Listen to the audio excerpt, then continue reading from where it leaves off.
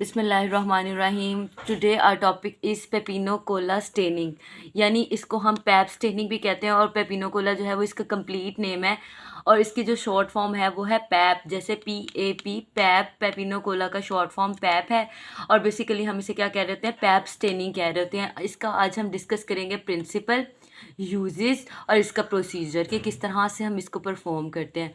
सबसे पहले हम इसकी प्रिंसिपल देख लेते हैं। तो प्रिंसिपल इसका क्या है? It is clearly distinguish between basophilic and acidophilic cell components to obtain the detailed chromatin pattern. अब बेसिकली ये डिस्टिंग्विश करता है बेसोफिलिक और एसिडोफिलिक सेल कंपोनेंट्स के दरमियान, यानी उस सेल के न्यूक्लियस के दरमियान डिफ्रेंशिएट करेगा और सेल के साइटोप्लाज्म के दरमियान डिफ्रेंशिएट करेगा to obtain a detailed chromatin pattern. यानी हमें जो भी स्मेयर हमने बनाया है, ये जो भी हमारे पास सैंपल है, उसकी हमें डिटेल्ड इन्फॉर्मेशन प्रोवाइड कर सके, यानी हमें पता चल सके कि स्मेयर जो हमने बनाया है उसकी स्टेनिंग करेंगे, ठीक है, और देखेंगे कि अच्छा इसमें अब क्या करते हैं, हम स्टेन करते हैं। सबसे पहले स्मेयर बनाते हैं, स्मेयर बनाने के बाद सैंपल लेते हैं, ठीक है। सैंपल लेने के बाद हम उसका स्मेयर बनाते हैं, स्मेयर बनाने के बाद फिर उसको हम अल्कोहल फिक्सेशन करते हैं उसकी, ताकि जो भी स्मेयर बनाया वो फिक्स हो जाए। देन उसके बाद हम उसकी स्टेनिंग करते हैं और फिर माइक्रोस्कोप के अंदर उसको एग्जामिन करते हैं। अब जो पेपिनोकोला यानी पैप स्टेनिंग के लिए जो स्मेयर बनाता है ना, वो कौन सा स्मेयर होता है, उसको हम पैप स्मेयर कह रहे होते हैं, ठीक है। और इसके लिए जो सैंपल होता है ना, वो हाई वेजाइनल स्वैब से लिया जाता है, यानी बेसिकली हम वेजाइना से ले रहे होते हैं। फीमेल्स में जो वेजाइना होती है वहाँ से हम इसका सैंपल लेते हैं, ठीक है। और हाई वेजाइनल स्वैब होता है, या फिर इसको हम क्या कहते हैं, वेजाइनल स्वैब कहते हैं, या फिर इसको क्या कहते हैं, पैप स्मेयर कहते हैं, या फिर इसको क्या कहते हैं, सर्वाइकल स्मेयर्स कहते हैं, ठीक हो गया। अब इसके जो यूजेस है ना, it is use for the cervical smears, यानी सर्वाइकल स्मेयर्स को देखने के लिए एंड फ्लूइड इफ्यूजन्स को देखने के लिए, ठीक है। इसको हम यूज़ करते हैं, यानी पैप स्टेनिंग हम कब करेंगे, जब हमारे पास कोई ना कोई सर्वाइकल स्मेयर आएगा, कोई ना कोई पैप स्मेयर आएगा या हाई वेजाइनल स्वैब आएगा, ठीक है। तो उस केस में हम पैप स्टेनिंग करेंगे। अब या फिर ये फ्लूइड इफ्यूजन्स के लिए भी होता है। दूसरी बात आ गई इसके प्रोसीजर की। अब इसका प्रोसीजर क्या है? सबसे पहले हमने क्या किया, फीमेल के वेजाइना से हमने क्या किया, हमने सैंपल ले लिया, ठीक है। हाई वेजाइनल स्वैब लेते हैं, उसको स्लाइड के ऊपर हम लेते हैं। उसके बाद उसको क्या करते हैं, अल्कोहल फिक्सेशन करते हैं, यानी अल्कोहल के साथ फिक्स कर देते हैं। फिक्स करने के बाद उसको क्या करते हैं, एयर ड्राई करते हैं। एयर ड्राई करने के बाद जो भी हमने स्मेयर बनाया है ना, वो फिक्स हो जाता है, ठीक है। देन हमने क्या करना है, हाइड्रेट करना है उसको 95% अल्कोहल के अंदर डाल के 3 मिनट्स के लिए। 3 मिनट्स के लिए उसको 95% अल्कोहल के अंदर डालते हैं। बेसिकली इसकी जो अल्कोहल की डाइल्यूशन है वो 70% भी होती है, 95% भी होती है, 50% भी होती है, लेकिन जो हम लोग बेसिकली लैब में कर रहे होते हैं वो होती है 95% अल्कोहल यूज़ कर रहे होते हैं 3 मिनट्स के लिए। फिर हम उसको रिंस करते हैं टैप वाटर के अंदर, यानी रनिंग टैप वाटर के अंदर उसको रिंस करते हैं 1 मिनट के लिए। और फिर यहाँ पे स्टेन्स की बात करते हैं हम। स्टेन्स हमारे पास 3 यूज़ हो रहे हैं, एक हीमाटॉक्सिलिन यूज़ हो रहा है, एक OG6 यूज़ हो रहा है और एक EA50 यूज़ हो रहा है। जो हीमाटॉक्सिलिन है ना, that is basically nuclear stain, यानी इसने क्या करना है, न्यूक्लियस को स्टेन करना है, ठीक हो गया। OG6 और EA50 ये दोनों क्या है, साइटोप्लाज्मिक स्टेन्स है, यानी इन दोनों ने क्या करना है, साइटोप्लाज्म को स्टेन करना है, ठीक हो गया।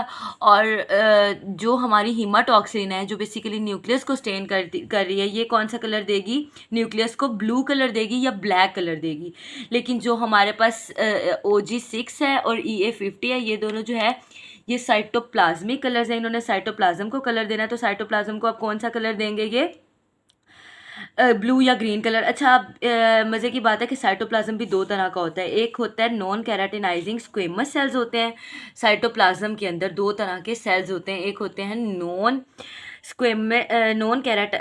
कैराटिनाइजिंग स्क्वेमस सेल्स होते हैं और एक कैराटिनाइजिंग सेल्स होते हैं। जो कैराटिनाइजिंग सेल्स होते हैं उनको कौन सा कलर देंगे हम, पिंक कलर देंगे या फिर ऑरेंज कलर देगा ये जो स्टेन होता है, ठीक है। जो साइटोप्लाज्म नॉन कैराटिनाइजिंग सेल्स पे कंसिस्ट करेगा उसको ये कौन सा कलर देगा, ब्लू कलर देगा या फिर ग्रीन कलर देगा, ठीक हो गया। अब हम आते हैं इसके फर्दर प्रोसीजर पे। अब हेमाटॉक्सिन में हमने इसको डिप करना है कितनी देर के लिए, 3 मिनट्स के लिए, ठीक है। 3 मिनट्स के बाद हम इसको दोबारा रिंस करेंगे रनिंग टैप वाटर के साथ 1 मिनट के लिए। उसके बाद हमने इसको क्या कर देना है, अमोनिया में डाल देना है। अमोनिया के अंदर बिल्कुल हमने थोड़ी देर के लिए डालना है, जैसे 30 सेकेंड्स के लिए, 30 to 45 सेकेंड्स भी आप कह सकते हैं, क्योंकि अमोनिया जो है उसमें हम इसलिए डालते हैं कि जो एक्सेसिव स्टेन है ना वो रिमूव हो जाए, और जो भी एक्सेसिव मटेरियल है ना स्मेयर के ऊपर से वो रिमूव हो जाए, या जो एक्सेसिव स्टेन चढ़ा है ना वो रिमूव हो जाए, और उसका जो साइटोप्लाज्म है वो क्लीन हो जाए, ठीक हो गया।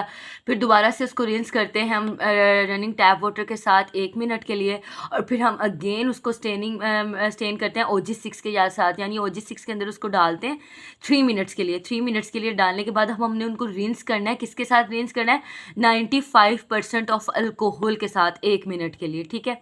देन फिर स्टेन करेंगे EA50 के साथ 2 मिनट्स के लिए, और फिर रिंस करेंगे इसको दोबारा से 95% अल्कोहल के साथ अल्कोहल 95% अल्कोहल में डालेंगे 1 मिनट के लिए, ठीक हो गया। देन फिर हम इसको ज़ाइलीन में डालते हैं, ज़ाइलीन में डालेंगे 1 मिनट के लिए, ठीक है। और फिर दोबारा से इसको रिंस करेंगे 95% ऑफ अल्कोहल के साथ 1 मिनट के लिए, एंड देन सिंपल है कि उसको डिहाइड्रेट करेंगे, क्लियर करेंगे, माउंट करेंगे, एंड देन हम उसे एग्जामिन कर लेंगे अंडर द माइक्रोस्कोप, जिसके बाद हमें पता चल जाएगा कि जो भी हमारा स्मेयर था, जो भी चीज़ थी वो रिवील हो जाएगी। यानी हम उसके बाद सर्वाइकल स्मेयर्स को माइक्रोस्कोप के अंदर देखेंगे तो हमें डिजीज़ का पता चल जाएगा, या फिर हम इसको इससे हम क्या चीज़ जो है वो आइडेंटिफाई कर सकते हैं, सर्वाइकल कैंसर्स को भी हम आइडेंटिफाई कर सकते हैं। मतलब इससे हमें जो बेसिक हमारा पर्पस होता है ना वो हमें ये बताता है कि कहीं कोई सर्वाइकल कैंसर तो नहीं है, या फिर कोई भी ऐसी एबनॉर्मेलिटी जो कि एक फ़ीमेल के अंदर पाई जाती है, या फिर PV डिस्चार्ज, या फिर कोई भी इस तरह की चीज़, ठीक हो गया। It's all about the pap staining और पैप स्मेयर। अच्छा, अब मैं आपको एक और बात बता दूं, मैंने पैप स्टेनिंग की जो ये पूरा प्रोसीजर है, और मैंने इसको in the form of practical भी शेयर किया हुआ है इन माय यूट्यूब शॉर्ट्स, ठीक है। अगर आप मेरी यूट्यूब शॉर्ट्स देखेंगे तो जिम्जा स्टेन भी, ग्राम स्टेनिंग भी और पैप स्टेनिंग भी, तीनों का मैंने प्रोसीजर शेयर किया हुआ है, यानी खुद से करके और उसकी वीडियो बना के अपनी यूट्यूब शॉर्ट्स में मैंने आपके साथ शेयर किया हुआ है। आप जा सकते हैं, आप देख सकते हैं उसकी वीडियो, क्योंकि जब आप वीडियो देखते हैं ना और देखते हैं कि किस किस तरह से ये प्रोसीजर्स हो रहे हैं तो आप इस चीज़ को बेहतर समझ सकते हैं, ठीक हो गया। And it's all about the pap staining. So thank you so much, stay tuned और फी अमानिल्लाह।